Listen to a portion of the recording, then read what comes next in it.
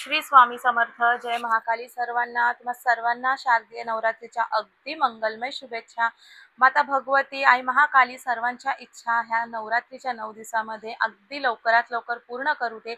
सर्व देवी भक्तांकडून स्वामी भक्तांकडून भगवतीची जी काही सेवा आहे ती त्यांच्या यथाशक्ती इच्छेने आई भगवती ही पार करून घेणारच आहे आणि ही भगवती स्वतःहून तुमच्यावरती एवढं कृपा आशीर्वाद देणार आहे की तुम्हाला तुमच्या दोन्ही हाताची ओंजळ देखील कमी पडेल। फक्त ह्या ठिकाणी श्रद्धाभाव आणि सेवाभाव आपला हा नीटनेटका महत्त्वाचा ठेवावा। बघा, ज्या ठिकाणी सेवा आहे त्या ठिकाणी मेवा आहे। तर बघा, आता आज आपला नवरात्रीचा पहिला दिवस आहे, पहिली माळ आहे। आज आपण नवदुर्गेच्या पहिल्या रूपाचं देवी शैलपुत्रीचा आपण आज पूजन केलेलं आहे, तिचं नामजप आपण केलेलं आहे। उद्या आहे नवरात्रीची दुसरी माळ। उद्या देवीचं ब्रह्मचारिणीचा आपण पूजा करणार आहोत। तर ह्या नवरात्रीच्या 9 दिवसांमध्ये आपल्याला आपल्या कुळाचाराप्रमाणे आपल्या कुळदेवीचा कुळाचार कसा करायचा असतो, त्याचबरोबर कुळदेवीची मान सन्मानाने ओटी कशी भरायची आहे हे आपण आजच्या या व्हिडिओमध्ये पाहणार आहोत। तत्पूर्वी आपण नवीन असाल आपल्या या चॅनलवर तर आपल्या या चॅनलला नक्कीच सबस्क्राइब करा आणि आपला हा व्हिडिओ जर तुम्हाला आवडला असेल तर नक्कीच व्हिडिओला लाईक करा, जास्तीत जास्त शेअर देखील करा। तर बघा, नवरात्रीच्या 9 दिवसांमध्ये आपण प्रत्येक जण आपल्या यथाशक्ती आपल्या इच्छेने उपवास व्रत वैकल्य करत आहोत। अगदी कोणी बसता उठता उपवास करताय, कोणी 9 दिवस अखंड उपवास करणार आहेत। घरामध्ये दुर्गा सप्तशतीचे पाठ चालू आहेत, दुर्गा चालीसाचं कोणी पाठ करेल, कोणी अखंड दिव्याची सेवा करत आहेत, कोणी घरामध्ये आपल्या मंगल कलशाची स्थापना आज केलेली आहे। ज्यांच्या घरामध्ये घटस्थापना नाही तर त्यांनी मंगल कलशाची स्थापना आज केलीच असेल।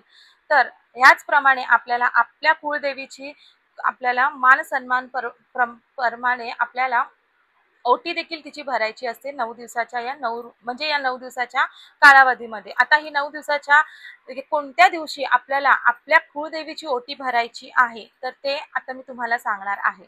बघा, ओटी कोणी भरायची आहे, सर्वात प्रथम सर्वात महत्त्वाचा हा प्रश्न आहे।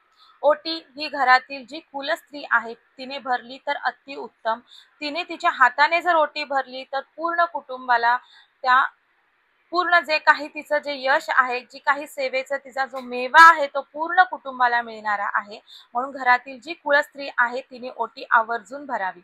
त्याचबरोबर प्रत्येक सवाष्ण स्त्रीने ओटी भरण्याचा तिला हक्क आहे। त्याचबरोबर आपण जर म्हणजे प्रेग्नेंट असतील, कोणी महिला जर प्रेग्नेंट असतील तर त्यांनी देवीची ओटी भरायची नाही, कारण भगवतीने स्वतः तुमची ओटी भरली आहे, तुमची कूस भरलेली आहे। तर तुम्ही ह्या दिवसामध्ये ओटी आई भगवतीची भरायची देखील नाही। तुम्ही दुसऱ्या कोणत्याही सवाष्णाची देखील ओटी भरायची नाही आणि इतर कोणत्याही सवाष्णाकडून तुम्ही देखील तुमची ओटी भरवून घ्यायची नाही, फक्त या नवरात्रीच्या 9 दिवसांमध्ये। त्याचबरोबर आपण इतर देखील कुठे ठिकाणी नवरात्रीच्या व्यतिरिक्त आपण जर कुठे गेलो तरी देखील प्रेग्नेंट बायकांनी भगवतीची देवीची ओटी ही भरायची नसते। त्याचबरोबर ही ओटी जी आहे ती अगदी विधवा महिलेनी भरली तरी देखील चालणार आहे। कारण बघा, मी तुम्हाला सांगत आहे, आपण समाजामध्ये राहत आहोत, समाजाचा आपल्याला सर्व नियम पाळणे आपल्याला बंधनकारक आहे। परंतु ज्या घरामध्ये जी एखादी विधवा स्त्री आहे आणि तिला तिच्या कुळदेवीचा कुळाचार करायचा आहे, तिच्या घरामध्ये इतर कोणीही नाही आहे, फक्त मुलगा असेल, बाकी कोणीच नसणार आहे, म्हणजे तिला मुलगी वगैरे नसेल, घरामध्ये कोणी लेडीज स्त्रिया कोणीही नसेल, तर त्या ठिकाणी त्या विधवा स्त्रीने, त्या माताने, त्या भगिनीने ओटी देवीची भरली तर नक्की चालणार आहे। भगवती ही सर्वांची आहे, ती सर्वांना समान न्याय करते, समान प्रेम देते, सर्वांना कृपा आशीर्वाद ती समान देते। म्हणून भगवतीचा आपल्याला सेवा करण्याचा, पूजा करण्याचा हक्क देखील अगदी आपण सर्वांना समान आहे, सर्वांनाच एकसारखा हक्क अधिकार आहे। म्हणून कोणीही पाठी राहायचं नाही कुळदेवीची भगवतीची सेवा करताना, कोणतीही सेवा करताना। त्याचबरोबर ही सेवा आपण जेव्हा करणार आहोत तर नवरात्रीच्या पंचमी तिथीला, अष्टमी तिथीला, सप्तमीला किंवा नवमीच्या तिथीला आपल्याला देवीची ओटी ही भरायची असते। आता देवीची ओटी आपल्याला कशा प्रकारे भरायची आहे, काय आपल्याला त्याच्यामध्ये सामग्री साहित्य लागणार आहे। बघा, काही भागांमध्ये त्यांच्या परंपरेने त्यांच्या पद्धतीने ओटी भरली जाते, काही भागांमध्ये आपला कुळाचार हा वेगवेगळ्या प्रकारे होत जातो। जशी वेश ओलांडते तसं त्या भागाचं नियम पद्धती वेगवेगळ्या होत असतात। तर बघा, आपल्याला जेव्हा आपल्या कुळदेवीची आपल्याला ओटी भरायची असते ना, तेव्हा एखाद्या नवरीला ज्या प्रकारे आपण जे ओटीचं सामान घेतो की नाही, छान छान साडी घेतो, तिला साज शृंगाराचे सामान घेतो, अगदी त्या प्रकारे एखाद्या नवरीची ओटी भरायला आपण जातोय, अगदी त्या प्रकारे आपल्याला सामान साहित्य घ्यायचं आहे. आपल्याला ओटीमध्ये आईच्या भगवतीच्या ओटीमध्ये आपल्याला 6 वार किंवा 9 वार साडी ही आवश्यक घ्यायचीच आहे. बघा, वर्षातून आपण एकदाच आपल्या भगवतीची ओटी भरतोय, कुळाचाराप्रमाणे तिचं कुळाचार करत आहोत, तर वर्षातून एकदा करतोय, तर सर्वजण साडी ही अफोर्ड नक्कीच करू शकतात. एवढं तरी सर्वच जण करूच शकतात. म्हणून अगदी आवश्यक आपल्याला ह्या दिवसामध्ये नवरात्रीच्या 9 दिवसांमधून एकाच दिवशी आपल्याला ओटी भरायची आहे. साडी ही आवर्जून घ्यायचीच आहे. आता ज्यांची परिस्थिती एवढी नाही आहे साडी घेण्यासारखी, तर त्यांनी अगदी चोळी घेतली तरी देखील चालणार आहे. परंतु ज्यांची परिस्थिती आहे त्यांनी आवर्जून भगवतीला, आपल्या कुळदेवीला 6 वार किंवा 9 वार साडी ही आवर्जून घ्यावी. अगदी जरीची साडी घ्यावी, छान सुंदर अशी साडी तिच्यासाठी आपण घ्यायची आहे. आपण जेवढं तिला देणार आहोत, आपण कोणीच नाहीये तिला देणार. जे काही आहे हे सर्व तिचं आहे, तिचंच आपण तिला परत देत आहोत. पण तिचंच आपण तिला जर परत देतोय, तर अगदी आपण दोन्ही हाताने भरभरून तिला दिलं पाहिजे. जेव्हा आपण आपल्या स्वतःच्या दोन्ही हाताने न कंजूसपणा करता देणार, तेव्हा ती भगवती आपल्याला एवढं देणार आहे की काही आपल्याला कुठे ठेवू आणि कुठे नको असं होणार आहे. आपली दोन्ही हाताची ओंजळ आपल्याला कमी पडणार आहे. आणि हा अनुभव सिद्ध मी तुम्हाला सांगत आहे, माझ्या स्वतःच्या अनुभवाने मी तुम्हाला सांगत आहे. आपण ओटी भरताना अगदी 6 वार 9 वार साडी घ्यायची आहे. त्याच्यावरती अगदी 16 शृंगाराचे जे साहित्य असतं, जे आपण सवाष्ण स्वतःसाठी वापरतो, तेच पूर्ण साहित्य आपल्याला नवीन आपल्या भगवतीसाठी घ्यायचं आहे. मग त्याच्यामध्ये लिपस्टिक येईल, काजळ येईल, जे काही तुम्ही वापरता ते सर्व सामान. त्याबरोबरच त्याच्यामध्ये मणी, मंगळसूत्र, डोरला आपल्याला आवश्यक घ्यायचा आहे, काळे मणी. त्याचबरोबर जोडवे घ्यायचा आहे, विरुदी घ्यायच्या आहेत, तिच्या पायामध्ये घालण्यासाठी पैंजण घ्यायचं आहे, कर्णफुलं तिला घ्यायची आहेत. त्याचबरोबर आपण जी ओटीमध्ये साडी घेतोय त्याच्यावरती आपल्याला एक ब्लाउज पीस, चोळी, खण त्याला म्हणतात, ती आवश्यक घ्यायची आहे. त्याच्यावर आपल्याला एक जटाधारी नारळ घ्यायचा आहे, म्हणजे पाण्याने भरलेला नारळ घ्यायचा आहे. त्याच्यामध्ये आपल्याला जी सुक्या खोबऱ्याची वाटी असते ती वाटी घ्यायची आहे. भंडारा घ्यायचा आहे, हळद कुंकू घ्यायचा आहे, अक्षता, अखंड अक्षता, तांदूळ आपल्याला घ्यायचे आहेत. भंग म्हणजे दुभागलेले तांदूळ आपण ओटीमध्ये घ्यायचं नाही, अखंड तांदूळ आपल्याला घ्यायची आहे. त्याच्यामध्ये एक जायफळ घ्यायचा आहे, 5 वेलची घ्यायच्या आहेत, 5 लवंगा घ्यायच्या आहेत. पानाचा विडा, तांबूल हा अवश्य त्या ओटीमध्ये ठेवावा. आईला पानाचा विडा, तांबूल हा अतिशय प्रिय आहे.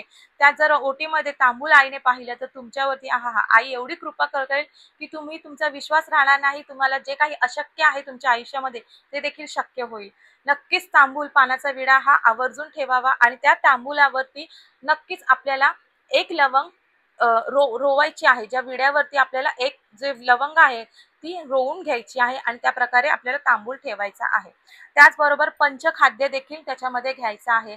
त्याच्यामध्ये खवा असेल, खडीसाखर असेल, मनुके असतील, ड्रायफ्रुट्स, काजू बदाम असेल, मावा असेल, त्याचबरोबर त्याच्यामध्ये आपल्याला मखाना घेतला तरी देखील अतिउत्तम आहे.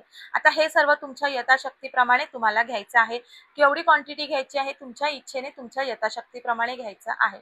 अशा प्रकारे आपल्याला आपल्या कुळदेवीचा हा जो कुळाचार आहे, मान सन्मानपूर्वक तिची ओटी भरायची आहे. खणा नारळाने पूर्णपणे ओटी तिची भरायची आहे.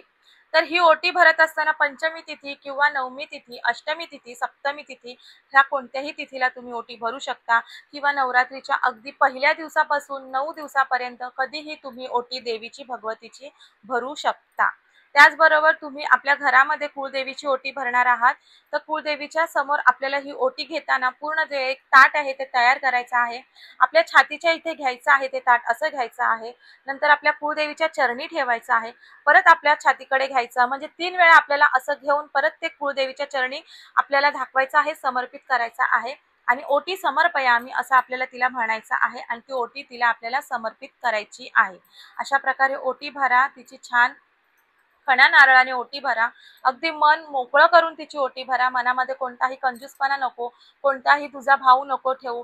त्याचबरोबर इतर कोणा व्यक्तीसाठी देखील द्वेष, राग, मत्सर देखील ठेवून काहीही आपण कुठलीही भगवतीची सेवा करायची नाही. अगदी मन अगदी पाण्यासारखं गंगासारखं आपलं मन पवित्र ठेवूनच सर्वांविषयी प्रेम राखूनच आपल्याला ही भगवतीची सेवा करायची आहे।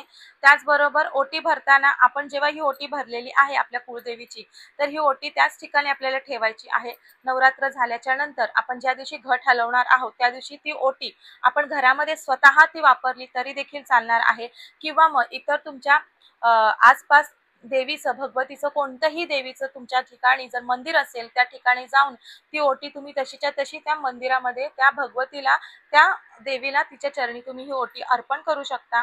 किंवा मग जेव्हा केव्हा तुम्ही तुमच्या मूळ ठिकाणी कुळदेवीच्या मूळ पीठावर जाणार आहात तेव्हा ती ओटी तशीच्या तशी तुम्ही तिला देखील तिथे ती नेऊ शकता। फक्त त्यातले जे काही खाण्यासारखे म्हणजे त्याच्यामध्ये केळी वगैरे असतील, 5 फळं असतील, तर ती सर्व सामग्री साहित्य आहे ते तुम्ही काढून घ्यायचं आहे। जे सुखे साहित्य आहेत ते तुम्ही एका बॅगमध्ये भरून ठेवा आणि जेव्हा तुम्ही मूळ पीठावर जाणार तेव्हा तिला ते तुम्ही अर्पण करायचं आहे। शक्य असेल नवरात्रीच्या 9 दिवसांमध्ये कधीही एकदा तुमच्या कुळदेवीच्या मूळ पीठावर जाणे, तर तुम्ही त्या ठिकाणी आवर्जून जाऊन अगदी घरातील एका व्यक्तीने जरी गेलं तरी ठीक चालणार आहे। त्या ठिकाणी जाऊन तिची अशा प्रकारे अगदी पूर्ण साहित्य घेऊन तिची खणा नारळाने ओटी भरा। त्याचबरोबर ओटीच्या साहित्यामध्ये 5 प्रकारची फळं देखील असू द्या, केळी अवश्य असू द्या। आपल्याला अशा प्रकारे ओटी देवीची आपल्या भरायची आहे। सवाष्णीची देखील नवरात्रीमध्ये एका तरी सवाष्णीची तरी आपल्याला ओटी घरामध्ये तिला बोलवायचं आहे। तिला मान सन्मानपूर्वक तिचे पाय पूजन करा, हळद कुंकू तिच्या कपाळी लावा आणि तिला देखील ओटीमध्ये तुम्ही साडी घेऊ शकता तर साडी घ्या, नाही घेतली तरी काही हरकत नाही। आपण सोळी ब्लाउज पीसने देखील तिची ओटी भरू शकतो। त्याचबरोबर त्याच्यामध्ये जे शृंगाराचे सामान असतील तुमच्या यथाशक्तीप्रमाणे त्याच्यामध्ये ठेवा। तिला आपण त्याच्यामध्येच आपल्याला दक्षिणा देखील आपल्या यथाशक्तीप्रमाणे तिला द्यायची आहे। अशा प्रकारे सवाष्णीची देखील एका घरामध्ये आपण ओटी नक्की भरायचं आहे। तिला आपली भगवती स्वरूप मानून तिची ओटी भरा। तर अशा प्रकारे नवरात्रीच्या दिवसांमध्ये कोणत्याही दिवशी तुम्हाला शक्य असेल तर ओटी भरा, किंवा पंचमी तिथीला, अष्टमी, नवमी, सप्तमी तिथीला ओटी भरली तरी देखील चालणार आहेत। आजचा व्हिडिओ तुम्हाला आवडला असेल तर नक्कीच आपल्या व्हिडिओला लाईक करा, जास्तीत जास्त शेअर करा आणि नवीन असाल तर चॅनलला सबस्क्राईब देखील करा। श्री स्वामी समर्थ, जय महाकाली।